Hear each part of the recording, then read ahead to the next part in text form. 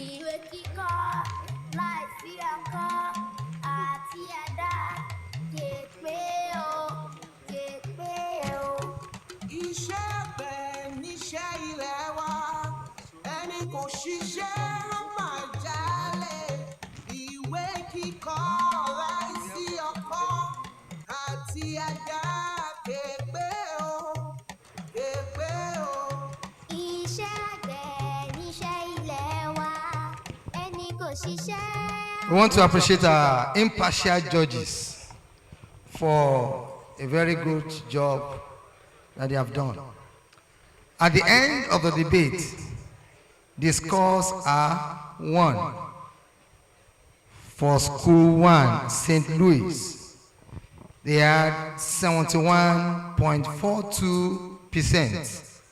St. Louis, did you oppose or you supported? You supported it, that it is child labor. While for School 2, Fiwashaye, they had 79%. And so, the winner is Fiwashaye Girls Grammar School. Can you rise up for recognition? Fiwashaye Girls Grammar School takes the lead. So we want to call upon the president of AESON to come and present the gift to Fiwashaye Girls Grammar School. Yes. Where is the plaque? No, this one.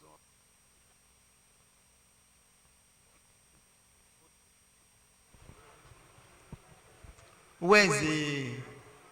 Quickly bring it.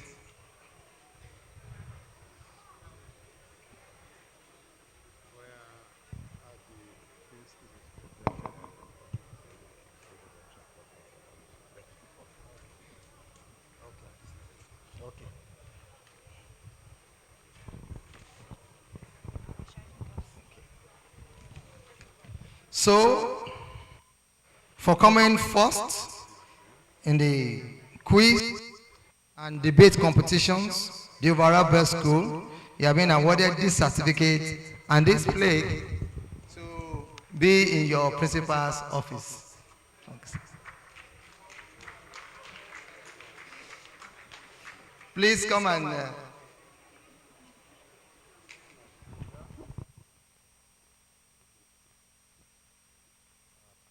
for your success in the debate, present this certificate and the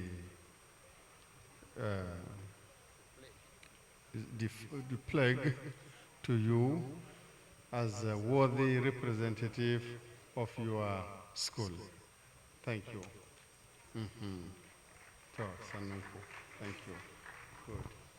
Okay. And the second best overall, St. Louis Girls Grammar School, can rise up and come and collect your certificate.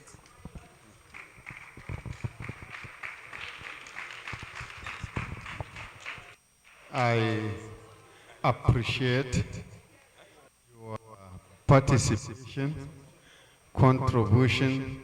You have done wonderfully well, but it is a fact that there will always be one winner. Please, I encourage you to do more, and I present this to you to again present to your school. Thank you for your wonderful participation, and I wish you success in subsequent outings. Good. Thank you, sir. God bless you, sir. Can I have your seat? I want to appreciate every one of you who have come, all the schools. And so we have a token to cushion the fuel subsidy removal. This is our own palliative for you. So for Fiwashaye Girls High School, can you come and collect your own palliative? It is also reaching you, and you look on. For St. Louis Girls Grammar School, this is your own palliative. I want St. Thomas Aquinas to also come forward for their own palliative. Yes, come forward.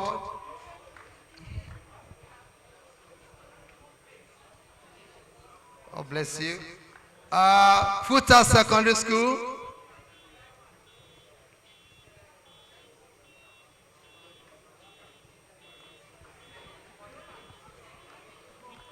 And Oyemekun Grammar School for gracing this occasion. Can you come forward? They have gone. Oh, okay, no problem. Thank you very much. On this note, we have ended the opening ceremony. I'll be going for the Where for the exhibition?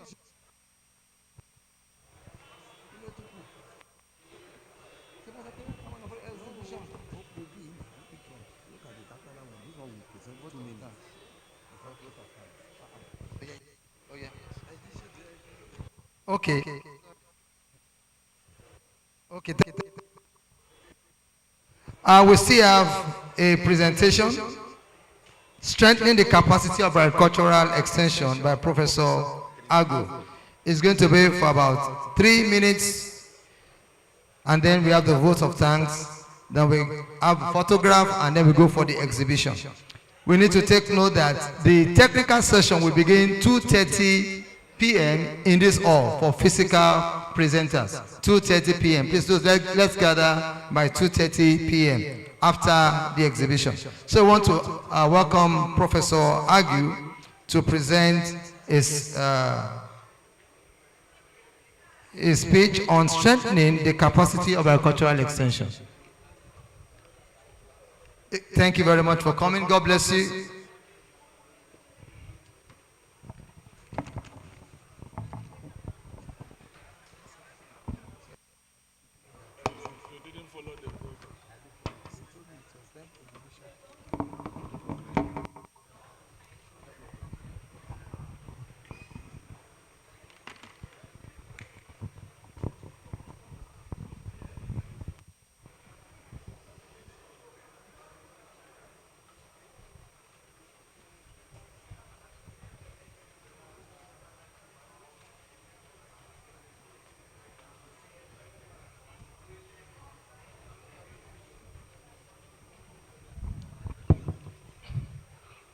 All right.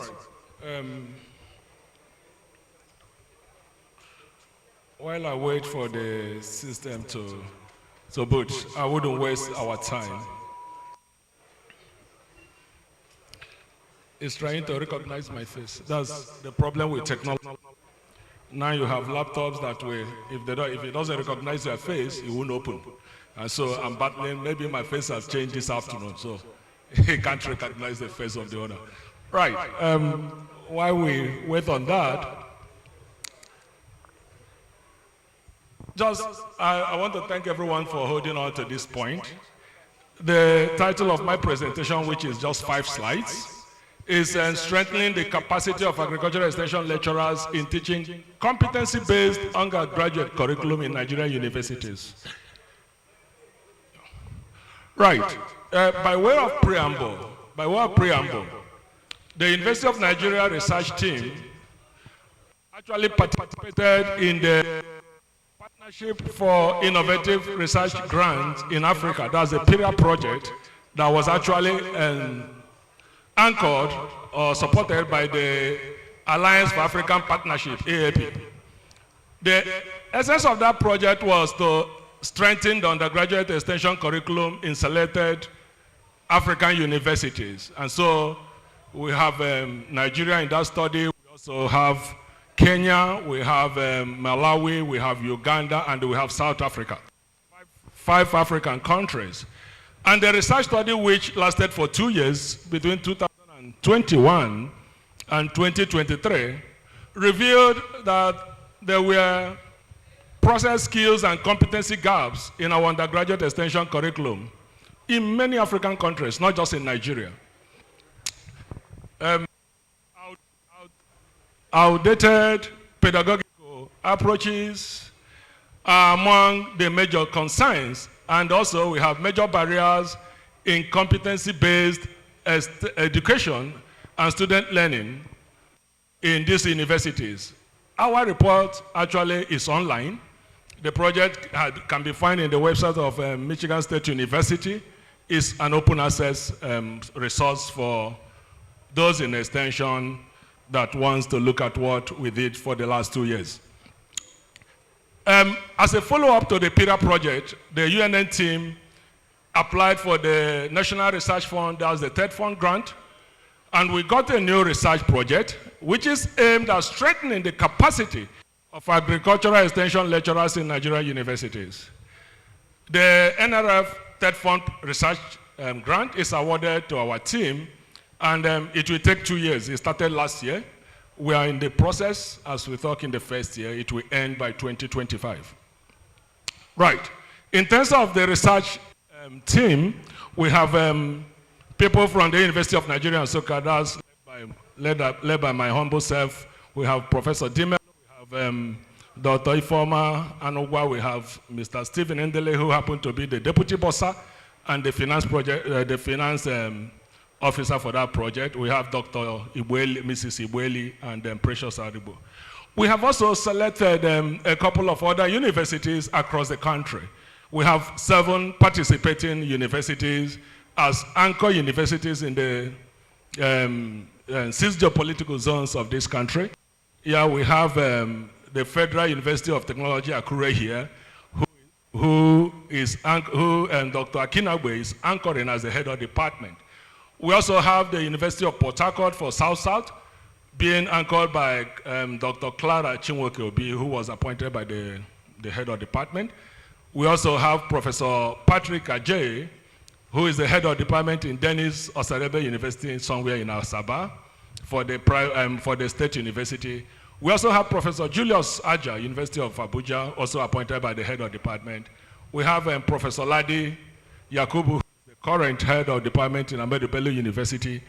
We also have Dr. Emmanuel Patrick Adijo, the head of department of Agriculture Extension and Kogi State University. We also have Professor S.B. Mustafa, University of Maiduguri, Borno State, also the head of department. Yeah. Yeah, as a word of background, just a slight background behind what we are doing.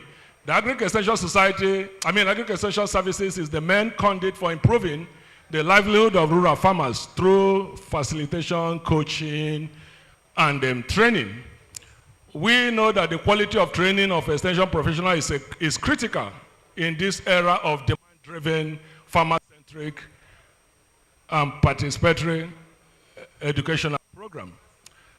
But again, the poor institutional capacity, that is, the extension lecturers vis-a-vis the agricultural extension curriculum, has resulted in some level of poor quality training over the years.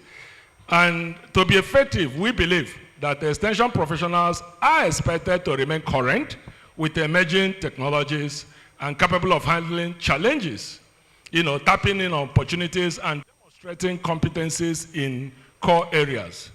To do this, they need to possess some core process skills and functional competencies, and the extension lecturers need to be trained to, in these new skills. Right.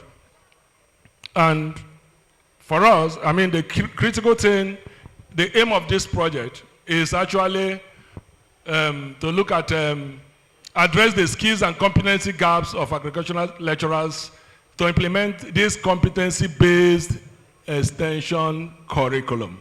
We have 4 objectives. One of the key objectives is for us to determine the critical process skills and competencies to undergraduate extension students. So how do we teach it? How do we determine their teaching processes? What are the institutional barriers to building capacities of extension lecturers to strengthen extension training?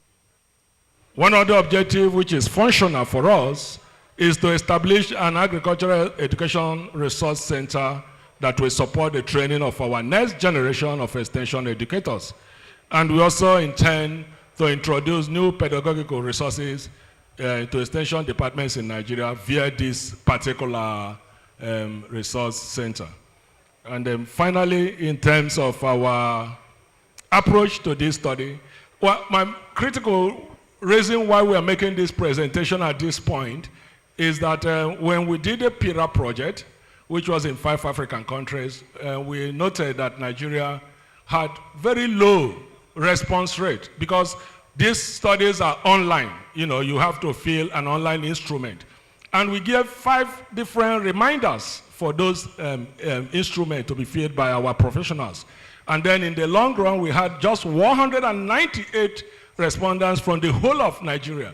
And then Uganda had over 243 respondents. And we are saying that if people who are in extension were able to key into our questions, we should have a robust number of people answering our question. And why we felt it is important to, at this time, we are talking about extension lecturers. We want to know what are the barriers, what are the skill gaps, and all that. And so we felt that AESON is a good platform to sensitize members of AESON, who are also from different universities, to be able to key into this process when the online instrument will be shared. That is the key basic reason for making this presentation at a time like this. And we are happy to say we are collaborating with a whole lot of other institutions. In terms of our sample population, we have, as I said earlier, 8 participating universities. We have one from each geopolitical zone that we anchor that particular zone. We also have 2 state universities, University of Kogi State University and then Dennis Memorial University, anchoring for the state-owned, apart from the federal universities. And of course, in terms, we have already started, in terms of the design, the research design, we are using focus group discussion and key interviews, as well as the online instrument. We have already started. I know some of you here have participated already in our online FGDs, which we have done, and I know that other universities in these geopolitical zones will also organize some online FGDs. In terms of our instrument, we still have some kind of discussion with members of AESON across board to be able to look at our instrument to make sure that this instrument actually represents what will give us what we need at the end of this study. And so the 3 activities we have is 1, to determine the gaps in terms of knowledge and skills of faculty members to teach critical skills and competency gaps. Of course, this we will achieve through the focus group discussion, through the key informant interviews, and again through the online, when we analyze the outcomes from our objectives, we will be able to get that. Another one will be to establish this center at the University of Nigeria, Nsukka, where we could reach out to get a number of online resources. We're already collaborating with a number of agencies that have promised to support this process, where it's like you could always go to the website in extension in UNN and source for information in terms of areas of need and be able to have good number of resource materials from this center. We have been promised already, we've been promised a space in the university, and what is needed is the remaining things in terms of the resources that we anchor. Basically, it's an online thing that people can key in and get what they need. And finally, of course, the last one is that we are going to have, at the end of this project, we are going to have a 3-day conference, which is also going to be hybrid, where people can key in to learn in terms of the pedagogical procedures that we are talking about, and those who can come to Nsukka for that will come. We hope that this will bring some new leads into our extension profession, because we still believe you can't give what you don't have, and we believe that by this, the output of this research will give us a whole lot of food for thought for those areas where we are not conversant with, and then how do we get this done. I think on this note, I want to thank you for giving the opportunity and the opportunity to look at this. I was actually quickly trying to, I looked at 12 years ago, 2012, at the University of Nigeria, Nsukka, when we had an AESON conference, and I saw a lot of pictures of most of us here, some of our fallen colleagues who have gone, but we were trying to put it on the laptop and it wasn't coming out. It would have been a fantastic thing to see Ikenwachuku, to see a number of you 12 years ago, how you looked, including the conference LOC chair today, who is now putting on suit. It would have been good to see how he looked 12 years ago. But unfortunately, technology has failed us this afternoon.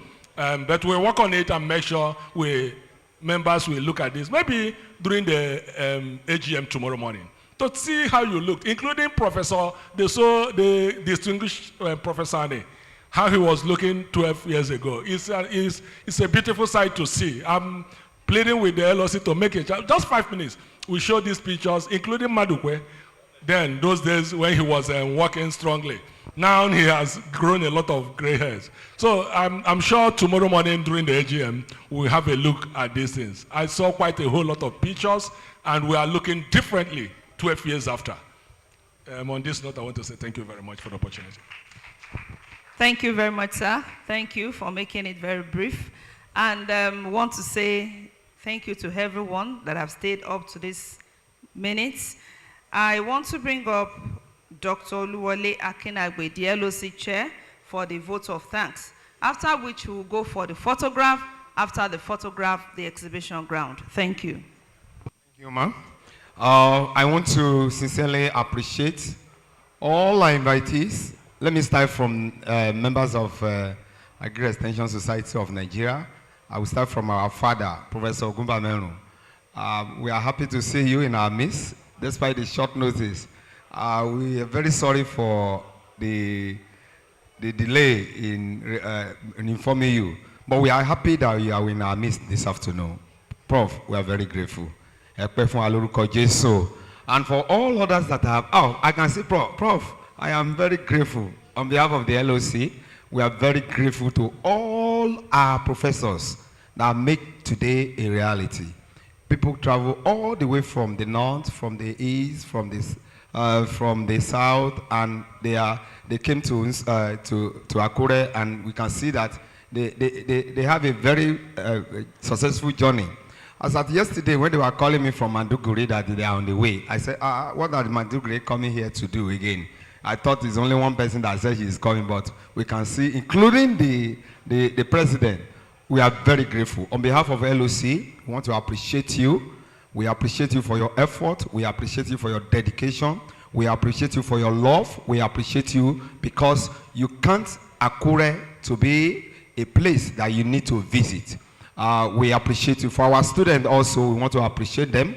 For everyone that have participated in this program, one way or the other, we really appreciate you. Although the principal officers are not here, we still have to appreciate them also.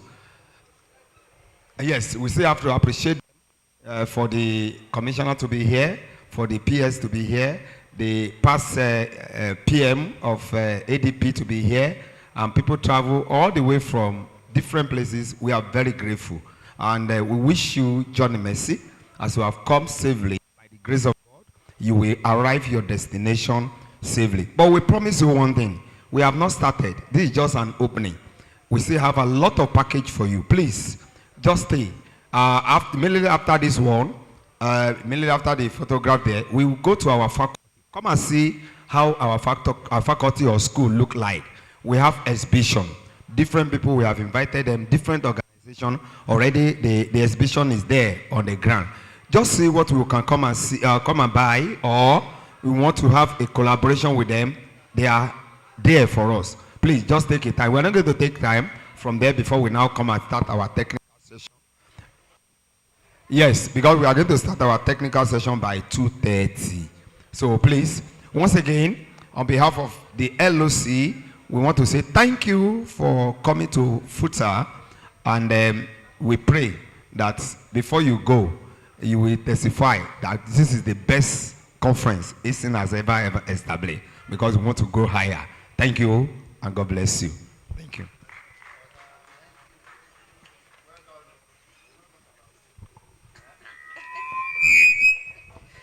Thank you very much, sir.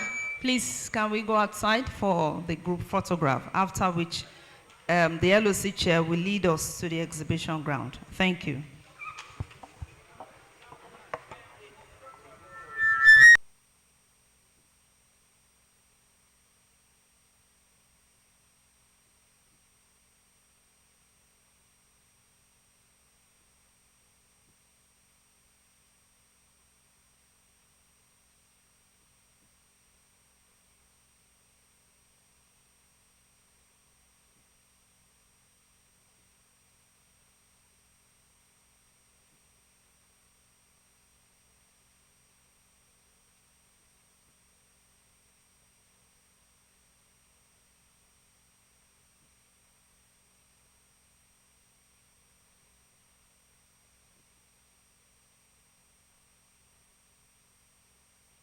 Please, for those that didn't know the route to our school, School of Agriculture and Agricultural Technology is the roof you'll be looking at here.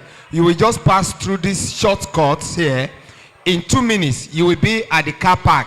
No need of passing the main road. Just pass this shortcut. You see this red roof, and then the other red roof. That's the car park. You see the exhibition stand is there. No need of passing. And if don't worry, we have made provision for our lunch. As we get there, we will let you know.